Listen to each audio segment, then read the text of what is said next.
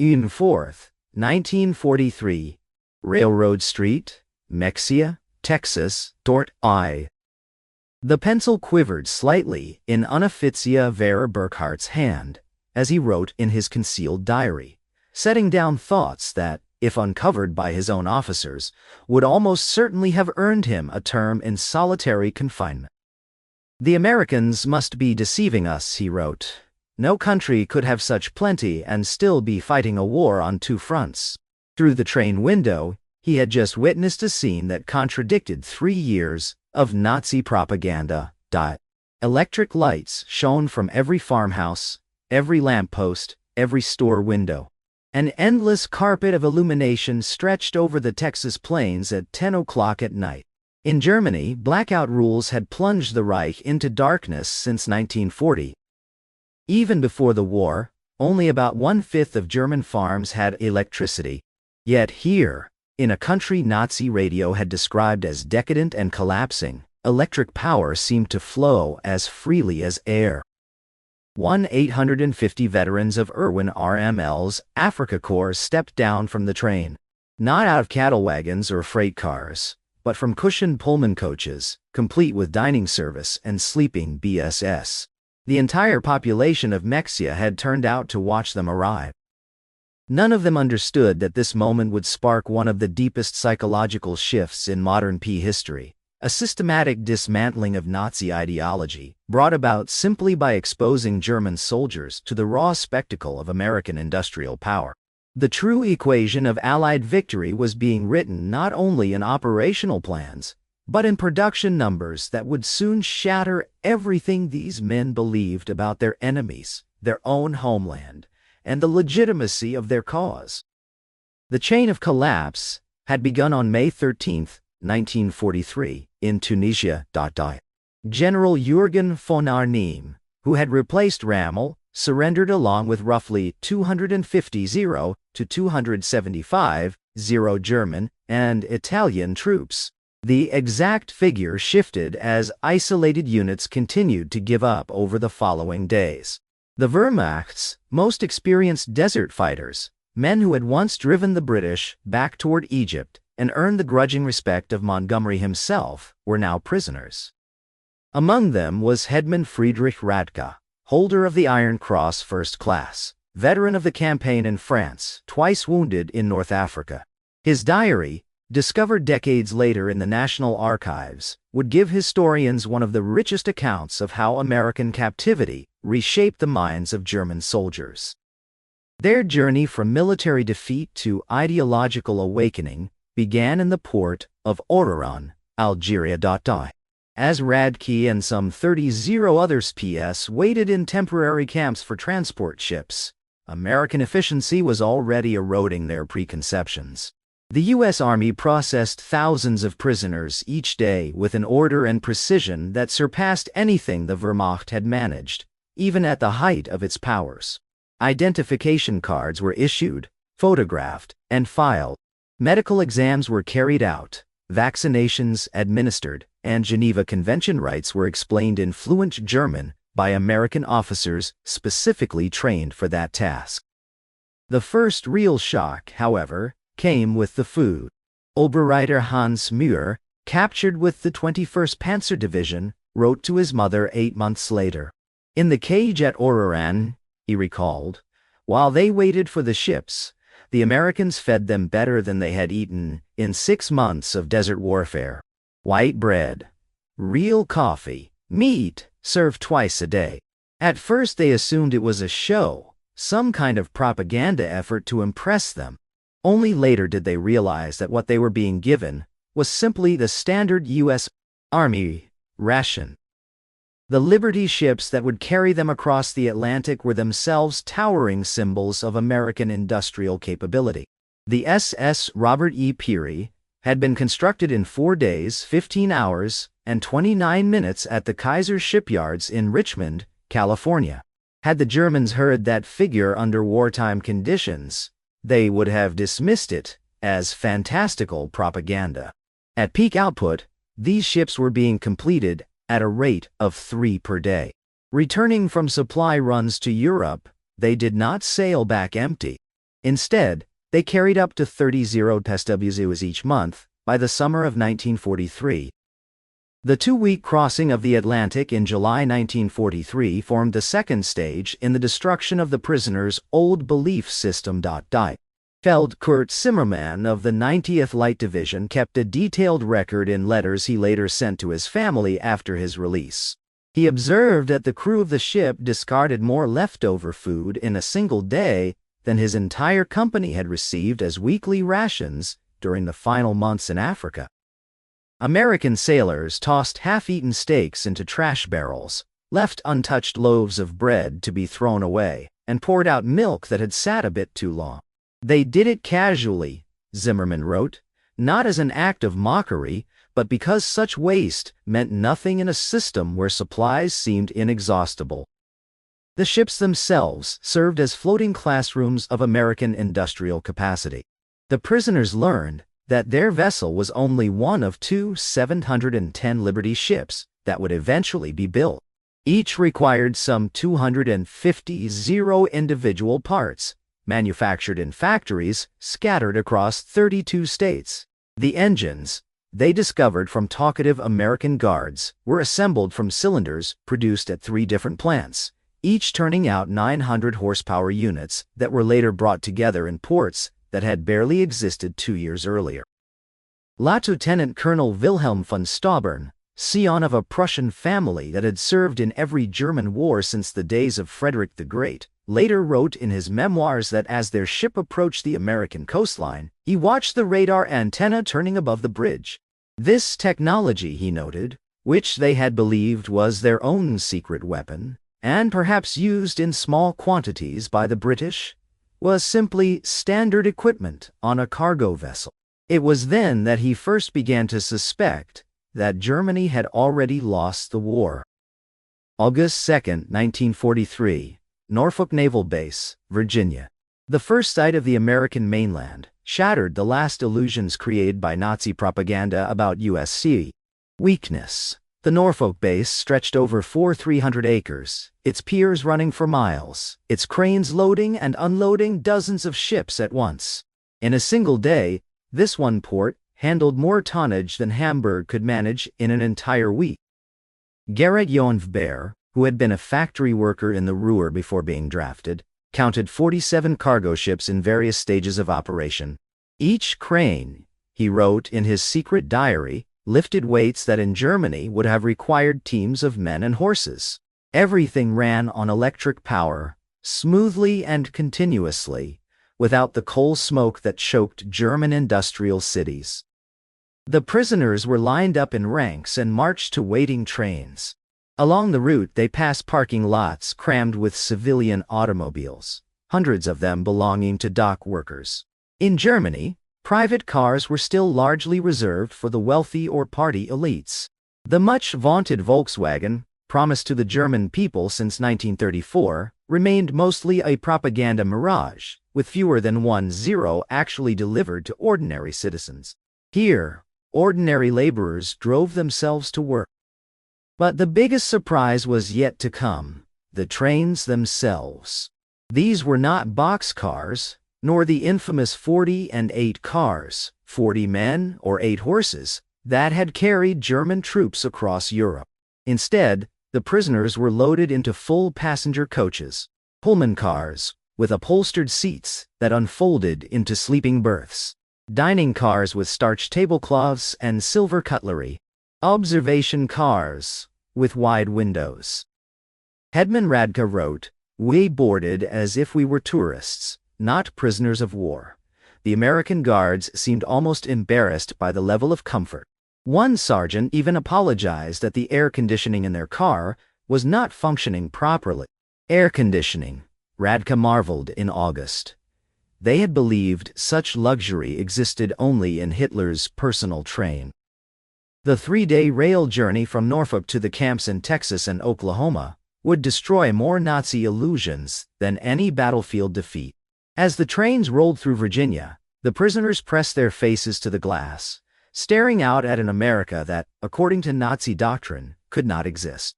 Every small town blazed with light: Martinsville, Danville, Greensboro. Places that in Germany might have been lit by a single street lamp glowed with illuminated shop fronts, electric signs, and homes bright in multiple rooms. They passed factories running through the night, windows lit, with parking lots still full at midnight. Oberst Reiter Mayer, whose father served as a Nazi Party bloc leader in Hamburg, wrote in a letter later found in 1987 that they passed dozens of towns that first night, each one boasting more electric light than all of Hamburg. The guards claimed that this was normal, that every American town had been electrified since the 1920s. Mayer called the guard a liar. The American merely shrugged and said they would see for themselves. At Roanoke, Virginia, the train halted for water and coal. The prisoners watched as American railway workers completed in half an hour tasks that would have taken 2 hours in Germany. Automated coal loaders, electric water pumps, mechanized lubrication systems, every operation revealed technological superiority. What disturbed the prisoners almost as much was the evident wealth of the workers. They wore sturdy leather boots that would have cost a German laborer 2 months' wages. They drank Coca-Cola from glass bottles and tossed the empties into bins without a second thought. They smoked throughout the shift and often crushed still burning cigarettes underfoot. Failed Webel Heinrich Miller, who had worked as an electrical engineer at Siemens before the war, calculated that this single rail yard used more electricity in 1 hour than his entire Berlin district consumed in a day. The waste, he wrote, was magnificent. Lights burned in empty buildings. Electric fans spun in unoccupied rooms. It was the nonchalance of people who believed their resources were limitless. As the trains crossed into Tennessee and Kentucky, the full scale of American industry came into view. Through the windows, the prisoners saw factories that dwarfed anything they had known in Germany. The Alcoa aluminum plant in Tennessee stretched for 3 m along the river, its furnaces drawing 175 kW of power, more than the entire city of Munich. Near Louisville, the train slowed as it passed the Rubbertown complex, where synthetic rubber plants had sprung from bare ground in just 18 months. 4 huge facilities, each employing thousands of workers, produced some 800 tons of synthetic rubber a year. Germany, even though it had pioneered the process, had never managed more than 120 tons in its best year. Oberleutnant Erich Hoffmann, a chemist from IG Farben, immediately understood the implications. In a post-war interview, he recalled recognizing the distillation towers and catalytic crackers. Each plant, he said, was more advanced than any similar installation in Germany, and here were 4 of them grouped together. The guards told them that there were dozens more such plants scattered across the United States. The trains then passed Ford's Willow Run plant near Detroit, visible from far away. This single factory, built in only 9 months, produced a B-24 Liberator bomber every 63 minutes. At peak capacity, 42 workers assembled each airplane from 550 individual parts supplied by about 500 subcontractors. The plant covered some 25 million square feet of floor space and consumed more electricity than the entire city of Cologne. Hutman Verli, a Luftwaffe pilot shot down in Tunisia, pressed his face so hard against the glass that it left a mark. He counted 17 B-24s in different stages of construction. They had been told that American aircraft were shoddy, quickly built machines that would fall apart in combat. What he saw instead was carefully organized assembly, meticulous workmanship. These were not inferior planes, he realized. They were simply being produced at a speed Germans had never imagined possible. The deeper the trains moved into the American interior, the more completely Nazi mythology disintegrated. In St. Louis, they crossed the Mississippi River on the Eads Bridge. Below them, barges carried more grain than all of Germany had harvested in 1942. Grain elevators lined both banks of the river, each containing enough wheat to feed a German city for months. Unrecher Karl Schmidt, the son of a Bavarian farmer, wrote in his diary that the Americans moved food the way the Germans moved ammunition, in endless quantities, with little concern about loss. He remembered watching a single barge being loaded with enough wheat, in his estimation, to feed his village for 5 years. The crane operator, casually eating a sandwich stuffed with meat thicker than the family's weekly ration, seemed completely unimpressed by what he was moving. In Kansas City, the train stopped by vast stockyards where tens of thousands of cattle waited for slaughter. The heavy smell of meat-packing plants hung in the air for miles. German POWs, who, when they were lucky, had received 200 grams of meat a week in North Africa, watched American workers eat beef sandwiches during their lunch break. "They ate meat the way Germans ate bread," wrote griefer Paul Fisher. "No," he corrected himself, "they ate meat the way Germans wish they could eat bread." One of the guards bought them hamburgers at a nearby stand, meat, cheese, vegetables on white bread, for 15 prisoners. He bought 20 without hesitation, paying with a single dollar bill. This, the guard insisted, was nothing special. This was just everyday American food. Arrival at the camps was another step in the dismantling of Nazi beliefs. Camp Hearn, Texas, had been built in just 4 months. It could accommodate between 30 and 800 prisoners in conditions better than those many had experienced in civilian life. Wooden barracks had electric lighting, flush toilets, hot showers, and steam heating. Each barrack used more timber than entire German villages possessed. The camp hospital astonished the German medical officers. Oberst Lieutenant Colonel Dr. Friedrich Bauer, chief surgeon of the 164th Light Division, found himself in a facility better equipped than many German civilian hospitals. There were X-ray machines, modern surgical instruments, and abundant medications that had been unavailable in Germany since 1941, all provided as standard equipment for enemy prisoners. They had penicillin, Dr. Bauer later testified. This miracle drug that German doctors had heard of only through rumor was used freely, even on prisoners with minor infections.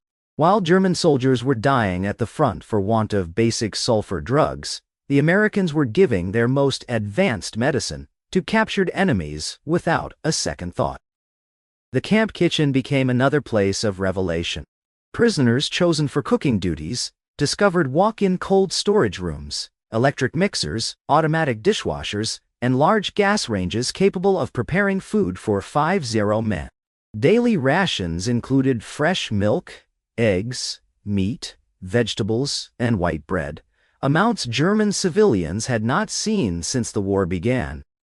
Feldwebel Otto Krebs, who had worked as a hotel chef in Munich, wrote that on one day they threw away more food than his family had seen in 3 years. Not spoiled food, but simply surplus that regulations required them to discard. American rules mandated cooking at least 10% more food than needed, so every prisoner could eat until full. The extra went into the trash. Krebs admitted that he wept while throwing good bread into the garbage. By September 1943, labor shortages on American farms led to widespread use of POWs in agriculture and industry. What began as a practical solution to a manpower problem became a devastating blow against Nazi ideology. Groups of prisoners were trucked to work sites across the country, traveling openly through the American countryside, not blindfolded, not confined to back roads. They saw everything. Seemingly endless fields of corn and wheat, factories running around the clock, stores filled with goods, parking lots packed with cars, houses equipped with refrigerators and radios. At a cotton gin near Houston, Unreitzia Herbert Lang watched a single machine process more cotton in an hour than his entire village could handle in a month by hand. The gin was powered by electricity from the Colorado River Authority, part of a rural electrification project that had brought power to about 90% of Texas farms by 1943. Lang wrote that the farmer who owned the gin was not a nobleman or a party official but just an ordinary farmer. Yet, he had electricity, running water, a truck, a car, and a tractor. His workers, including black laborers, ate lunches that contained more food than German workers received in a week. And this, Lang noted, was not unusual. Every farm they passed looked similar. In Nebraska, prisoners worked in sugar beet fields and saw agricultural machinery that defied everything they had known. A single combine harvester, they learned, could do the work of 100 men. The fields stretched to the horizon, each one larger than many German counties. Farmers spoke matter-of-factly about yields of 60 bushels of wheat per acre, compared to Germany's 30 on its best land. Gefreiter Wilhelm Hoffmann, assigned to a farm near Scottsluff, wrote that the farmer's 16-year-old son drove a tractor worth more than his father had earned in a lifetime. When Hoffmann mentioned this, the boy laughed and said it was not even an especially good tractor. His father was waiting on a newer model from John Deere that would be even better. The most devastating experiences were reserved for prisoners who worked near or in American factories. While the Geneva Convention forbade POWs from working directly in war production, they were allowed to work in industries that freed American citizens for military factories. This technicality allowed thousands of German prisoners to witness U.S. industrial power with their own eyes. At a Campbell's soup factory in New Jersey, prisoners saw production lines that processed more tomatoes in one day than many German plants handled in a month. The facility ran with a reduced workforce, made up mostly of women and older men, as younger workers were in the armed forces, yet output exceeded peacetime levels. Stabsfeldwebel Ernst Wagner, who had been employed in German food processing before the war, described how everything seemed automated: electric conveyor belts, automatic filling machines, steam cookers capable of handling hundreds of cans at once. One elderly woman controlled gauges and switches that directed a process that would have required 50 workers in Germany. She did this while sipping coffee and listening to the radio. Near Detroit, prisoners unloading coal at a power plant were able to glimpse the massive River Rouge complex across the water. That plant, employing 100 workers, produced jeeps, aircraft engines, and tanks. It drew around 1.5 million cows of electricity a day, more than the entire city of Hamburg. From their vantage point, the prisoners could see parking lots packed with thousands of cars. Workers, cars. In Germany, even officers rarely had automobiles. Here, factory workers drove to their jobs. One American guard told them many workers owned 2 vehicles, one for commuting, one for family use. The Germans assumed he was mocking them. By the winter of 1943, the cumulative effect of these experiences resulted in what American intelligence officers called ideological collapse syndrome among the POWs. The Special Projects Division, a secret re-education program run by the Prost Marshal General's office, documented a growing number of prisoners asking for access to American newspapers, books, and study materials. Major Paul Noland, part of the monitoring team, wrote in December 1943 that the prisoners no longer argued when shown U.S. production statistics. They had seen too much. The most fervent Nazis had become quiet.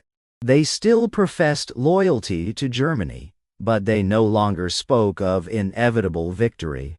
Many openly questioned what they had been taught about America. The camp newspapers, edited by prisoners themselves, began to reflect this shift. Dear Roof, published at Fort Kearny, Rhode Island, gradually moved from defiant nationalistic rhetoric to discussions about democracy, economic systems, and post-war reconstruction. Anti-Nazi editors, carefully chosen by American authorities, found readers increasingly interested in these topics. Lieutenant Hermann Gutz, captured with the 10th Panzer Division, wrote in a letter that slipped past American censors that they had been told America was a mongrel nation, weak, divided, run by Jews, incapable of serious military action. Every day in captivity, he said, demonstrated the opposite. America appeared to be the most organized, unified, and powerful country on Earth. They had, he concluded, been fed fairy tales by criminals. One of the severest blows to Nazi ideology came from an unexpected quarter: the treatment of Italian prisoners after Italy's surrender in September 1943. Italian PS, willing to cooperate, were formed into Italian service units and granted better housing, higher pay, and more freedom. German prisoners watched these former allies working alongside Americans, eating in American restaurants, some even courting American women. Hetman Friedrich Schultz wrote that the Italians had betrayed Germany, yet were now treated better than the Germans had treated them as partners. They worked freely, earned money, and could send packages home. The Americans showed them no hatred. The democracy German propaganda had branded as weak and corrupt suddenly appeared more honorable than the German system itself. Christmas 1943 produced perhaps the most profound psychological impact. American churches, civic groups, and voluntary organizations sent around 500 Christmas packages to German saps, men who had been trying to kill American soldiers only months earlier.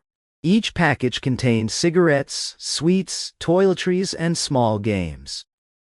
In many communities, families invited prisoners to Christmas dinners, though camp rules prevented most of them from going. At Camp Hearn, the local Methodist choir came to the camp and sang Christmas carols in German. Women from the town baked cookies and cakes and sent them in. Boy Scouts delivered handmade Christmas cards. This genuine kindness toward declared enemies shattered what remained of Nazi racial theory. Oberleutnant Walter Müller, whose brother had died during the bombing of Hamburg, wrote that the Americans knew they were their enemies, and that many had husbands or sons fighting the German army. Yet they showed Christian charity, not rehearsed friendliness, but real compassion. Only a people absolutely confident in its victory and secure in its strength, he concluded, could afford such generosity toward its foes. The Christmas dinner itself seemed almost unbelievable. Turkey, ham, mashed potatoes, gravy, several kinds of vegetables, pies, ice cream. Food in quantities not seen in Germany since before the First World War. The prisoners ate until they were physically ill, unable to understand how so much food could be served to enemy soldiers. Feldwebel Hansa wrote that they ate like kings, better than German generals and party officials. And the guards insisted this was not an exceptional event. This was a typical American Christmas meal. If prisoners could be fed such feasts, Hansa wondered, what must American soldiers be eating? By early 1944, more than 40 German prisoners were enrolled in camp education programs. They studied English, American history, mathematics, and the sciences. The University of Chicago provided correspondence courses, and professors from Stanford University came to camps to lecture about democracy and economics. The prisoners' appetite for learning seemed boundless. Men who had been taught that Americans were uncultured barbarians discovered vast libraries, universities open to all social classes, and scientific research leading the world. They read American newspapers without restriction and could compare competing opinions, an experience impossible under Nazi rule. Dr. Wilhelm von Braun, a physicist conscripted from the Kaiser Wilhelm Institute, attended lectures on atomic physics at Camp Shelby. He later wrote that American professors, including Jewish refugees who had fled Germany, taught them without bitterness. They spoke of science as belonging to humanity as a whole. Their research, Braun realized, was years ahead of German efforts, and they willingly shared their knowledge with enemy officers. To minds molded by Nazi ideology, such openness was difficult to comprehend. Camp theaters regularly showed American films, not propaganda reels, but Hollywood movies. Prisoners viewed Gone with the Wind, noting its depiction of defeat and recovery in the American South, and recognizing something of their own experience in it. They watched The Grapes of Wrath, and were stunned that Americans would show such harsh social criticism in front of enemy prisoners. Lieutenant Joseph Kramer wrote that the Americans hid nothing. They showed their problems, their failures, and their internal conflicts on screen. Yet this honesty, instead of weakening them, seemed to make their society stronger. In Germany, such criticism would be punishable by death. In the United States, it was treated as a patriotic expression. By the spring of 1944, prisoner labor programs expanded as U.S. oil production reached its peak. German TSUs worked in canneries, lumber mills, and fabrication plants, witnessing the full scale of American industrial might up close. The numbers they encountered spoke more powerfully than any propaganda campaign. At the Higgins Boat Factory in New Orleans, prisoners unloaded steel destined for landing craft that would later be used on D-Day. They watched as the plant turned out roughly 700 boats a month, each one requiring about 20 zero parts. The factory's 20 zero workers included thousands of women who ran cranes, welded hulls, and managed assembly lines. Stabsfeldwebel Kurt Zimmermann wrote that women were doing jobs they had been told only men could do. Black workers operated complex machines, and teenagers were responsible for sophisticated equipment. All things they had been assured were impossible in a democracy. Yet production never missed a beat. 3 shifts, 24 hours a day, 7 days a week, and the factory produced more landing craft in a single month than the German Navy built in a year. At Republic Steel in Ohio, prisoners watched 10 tons of steel being produced every day. Massive blast furnaces ran without pause, fed by long trains bringing iron ore from Minnesota and coal from Pennsylvania. The scale overwhelmed them. Oberreiter Paul Hartmann, who had worked at Crook before the war, thought he understood industrial production. He wrote that this one plant produced more steel than the entire Ruhr at its height. The Americans even wasted more steel in spillage than German factories could produce. Workers complained about overtime while delivering outputs that German plants could not reach even with forced labor and double shifts. The summer harvest of 1944 dealt a final blow to Nazi propaganda about American weakness. German prisoners sent to work across the Midwest saw agricultural production that could feed much of the world. In Kansas, they observed wheat harvests where single farms produced more grain than some German provinces. Combines cruised through the fields like ships across a golden sea, each one capable of harvesting around 100 acres per day. The grain elevators into which these harvests were poured could hold more wheat than Germany imported in a full year. Unteroffizier Franz Werber, a farmer from East Prussia, wrote that one American farmer, with modern machinery, did the work of 100 German farmers. He was shown aerial photos of enormous wheat fields, thousands of square miles of grain. The Americans, he concluded, could lose half their harvest and still have more than all of Europe combined. In California's Central Valley, prisoners worked in orchards that seemed to stretch without end. They saw perfectly edible fruit thrown away for minor blemishes, fruit that would have been cherished in Germany. Entire crops were sometimes plowed under to keep prices from collapsing, a practice that produced near psychological breakdown in prisoners who came from a starving country. Garreter Otto Schultz wrote that the Americans destroyed food to stabilize prices.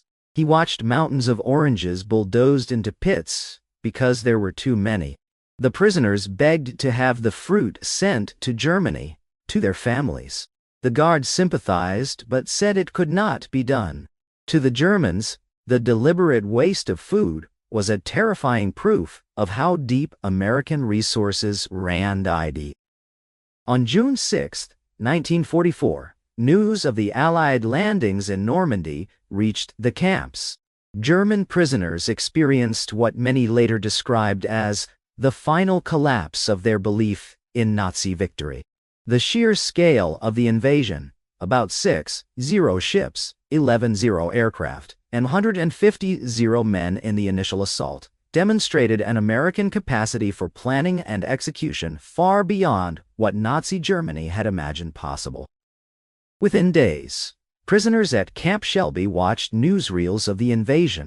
They saw the endless armada, the artificial harbors, and the logistics system that pushed roughly 15,000 tons of supplies across open beaches daily. They watched film of their own homeland being crushed by the very nation they had been told was weak, divided, and decadent. Our Friedrich von Tauben wrote that they understood then that not only the war but the entire Nazi project was finished. They had challenged the world's greatest industrial power armed with myths and racial fantasies. They had sent horses against trucks, bolt-action rifles against automatic weapons, and personal courage against almost limitless supplies. Throughout their captivity, German prisoners encountered something that challenged Nazi doctrine even more powerfully than American material abundance: American humanity. Nazi propaganda had portrayed Americans as sentimental weaklings lacking the ruthless hardness needed for war. Instead, the POWs met a people so sure of their own strength that they could afford to show compassion. When Gerrit Hans Miller received news that his son had been killed in the bombing of Hamburg, the American camp commander personally delivered the Red Cross message and offered his condolences. When Lieutenant Paul Fisher's wife wrote that she was struggling to feed their children, American church groups collected food and sent parcels to her in Germany, to a civilian in a country their own forces were bombing. Hetman Otto wrote that the Americans made a firm distinction between Germans and Nazis. They insisted they were fighting Hitler, not the German people. At first, this sounded like a clever propaganda line. Over time it revealed itself as genuine. The Americans were preparing German prisoners to help rebuild their country after the war, not simply to be crushed and discarded. Medical treatment had a similar effect. German doctors worked alongside American medical staff, learning modern techniques and using advanced equipment. Prisoners underwent operations that only the most privileged Germans could have obtained at home. Mental health care, almost unheard of in the Wehrmacht, was provided for soldiers suffering psychological trauma. Dr. Friedrich Bauer wrote that attempted suicides were met with counseling rather than discipline. Prisoners who suffered mental breakdowns received therapy rather than beatings. This humane treatment of sworn enemies, he concluded, revealed a deeper kind of power, the calm confidence of a society secure in its own strength. By March 1945, the U.S. re-education program had achieved striking results. More than 25,000 prisoners had volunteered for courses in democracy. Camp newspapers ran articles about constitutional government, free markets, and civil rights. Discussion groups debated how Germany might be rebuilt after the war. The program's success surpassed American expectations. Men who had arrived as fanatical Nazis were now writing essays on democratic reconstruction. Officers who had sworn personal oaths of loyalty to Hitler were working on plans to import American agricultural techniques into post-war Germany. Aust Hermann Göring, no relation to the Reichsmarschall, later admitted that they became missionaries for democracy. Not because they had been forced, he emphasized, but because they had seen a working model with their own eyes. They saw ordinary American workers enjoying a standard of living beyond that of German aristocrats. They wanted the same for their own people. American officials eventually began to worry that some prisoners were becoming too enthusiastic about the American system. Many requested permission to remain in the United States after the war. Others married American women they had come to know through camp correspondence programs. Thousands would later emigrate during the 1950s. In April 1945, the final and most devastating revelation arrived. As American troops liberated the Nazi concentration camps, films and photographs of the atrocities were shown to German POWs. Many prisoners initially refused to believe what they saw, insisting it was Allied propaganda. But the evidence, eyewitness accounts, film footage, and later letters from home, was overwhelming. The psychological shock was immense.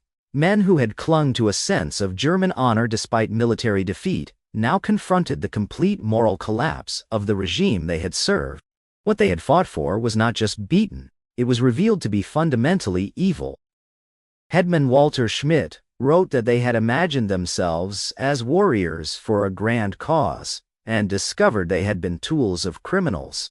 They had believed they were bringing culture and order to supposedly inferior peoples, only to learn that they themselves had been the barbarians. The Americans they had dismissed as weak and decadent had shown them what a true civilization looked like. When the war ended in May 1945, German POWs awaited repatriation with mixed emotions. They had seen an America that contradicted everything they had been taught. They had eaten better as prisoners than as active soldiers. They had often been treated with more dignity by their enemies than by their own government. In their final months in captivity, the Americans focused on preparing them for their return to a devastated Germany. Prisoners received vocational training, agricultural instruction, and lessons in democratic politics. They learned about the Marshall Plan even before it was publicly announced, and understood that the United States intended to help rebuild, not annihilate, Germany. Ostfriedrich Fontaine wrote that the Americans gave them skills, knowledge, and hope, turning defeated soldiers into future citizens. Such generosity from victors was something men raised on Nazi ideas about vengeance could barely comprehend. Between 1945 and 1946, some 683 German POWs were repatriated from American camps, part of a total of 871 Axis POWs. They returned to a Germany ruined, divided, and impoverished. But they also brought something priceless: first-hand knowledge of how a democratic, industrial society functioned. The former prisoners who had seen American prosperity became quiet agents of transformation in West Germany. They had witnessed efficient industry, highly productive agriculture, and democratic societies enjoying broad-based prosperity. They knew that reconstruction was possible because they had lived in a country that had already achieved it. Many ex-POWs rose to important positions in post-war West Germany. Hans Krull, once a prisoner at Camp Shelby, became West German ambassador to the United States. Walter Hallstein, who taught classes at Camp Co., became president of the European Commission. Rüdiger von Mar, who had been held at Camp Herne, became the German permanent representative to the United Nations. Edward Ackermann, a prisoner at Fort Robinson, emerged as a leading figure in German agricultural reform. These men carried American methods into German industry, American efficiency into German farming, and American democratic ideas into German politics. The economic miracle of the 1950s was built in part on knowledge and attitudes shaped in American POW camps. Hans Krull later wrote that they had learned prosperity came from freedom, not conquest. They had seen that democracy could create wealth, that diversity could strengthen a nation, and that treating workers well boosted productivity. These were lessons learned as prisoners, and they helped shape the new Germany. Historians have described the experience of German POWs in the United States as one of the most successful re-education efforts in history. Without forced indoctrination or classic propaganda techniques, the combination of American industrial abundance and democratic practice turned committed Nazis into potential citizens of a free society. The program worked because it relied less on slogans and more on visible reality. The prisoners watched a democracy function at full throttle, while still treating enemies according to standards of basic human dignity. They saw an industrial base that rendered German production almost primitive by comparison. They lived at a standard that exposed Nazi promises as hollow. Dr. Arnold Kramer, a leading historian of German POWs in America, concluded that the United States had won the propaganda war not through clever messaging but through the sheer facts of everyday life. Every hot meal, every electric light, every working flush toilet was an argument against Nazism. The prisoners, he wrote, were converted by prosperity. The statistics support that judgment. Of the 371, 683 German PS held in the United States, fewer than 1% attempted escape. Only 222 escape attempts were recorded in total, and none resulted in a permanent disappearance. Most escapees were recaptured within 24 hours. No American civilians were harmed by any escaped prisoner. Post-war surveys showed that 95% of the former prisoners rated their treatment as good or excellent. About 74% said captivity had changed their outlook on the world in a positive way. Around 61% expressed a serious interest in learning more about democracy. Fewer than 10% still held strong Nazi convictions by 1945. The Germans who experienced American industrial power did more than witness it. They were transformed by it. Their imprisonment became an education. Their defeat turned into a kind of intellectual awakening. Their time in American camps freed them from the ideological chains of Nazism. In the end, America's most important victory took place not only on the battlefield, but also inside those POW camps, where the everyday reality of a wealthy democracy accomplished what bombs and bullets could not: the thorough reshaping of enemy minds. The prisoners had arrived convinced of German superiority and American weakness. They left understanding the truth. American industrial capacity was not just immense, it was beyond what minds conditioned by scarcity and dictatorship could even imagine. The trains that had brought them to captivity in 1943 carried warriors of the Third Reich. The ships that took them home, in 1946, carried men who would help build a democratic Germany. They had seen the future, and it functioned. Their story underlines a profound truth. The most potent weapon in the American arsenal was not its military arm, but the visible proof of what a free society could produce. The German PSSUEs were stunned by U.S. industrial power, but more importantly, they were changed by it. Within their transformation lay the seeds of Europe's post-war renewal and the ultimate destruction of the Nazi dream.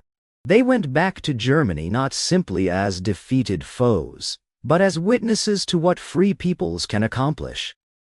The economic miracle that rebuilt West Germany in the 1950s rested in part on foundations laid in American prison camps, where enemy soldiers learned that prosperity grows from freedom, not conquest, from human dignity, not racial supremacy, from democratic cooperation, not totalitarian control. They had come to America expecting a fractured, collapsing nation. Instead, they found an industrial colossus with deep reserves and surprising humanity. They arrived as prisoners of war and departed as witnesses to the arsenal of democracy at its peak. In their astonishment at American abundance lay the psychological seeds of the Atlantic Alliance, the Marshall Plan, and the democratic reconstruction of Germany. They had seen the United States, and neither they nor their children would ever be the same. Their story of captivity is ultimately a story of redemption through revelation. It demonstrates that some of history's greatest victories are won not through destruction, but by demonstration, not by propaganda, but by prosperity, not through hatred, but through humanity. The German soldiers who once marched as warriors for the Third Reich became, through the lived example of American society, unwitting ambassadors of democracy. They carried back to their shattered homeland the knowledge and attitudes that would help make one of history's most successful national reconstructions possible. Their journey from Nazi fighters to democratic citizens stands as one of the most remarkable transformations of the modern age, achieved not by force, but by the undeniable evidence of what a free people can create when they work together.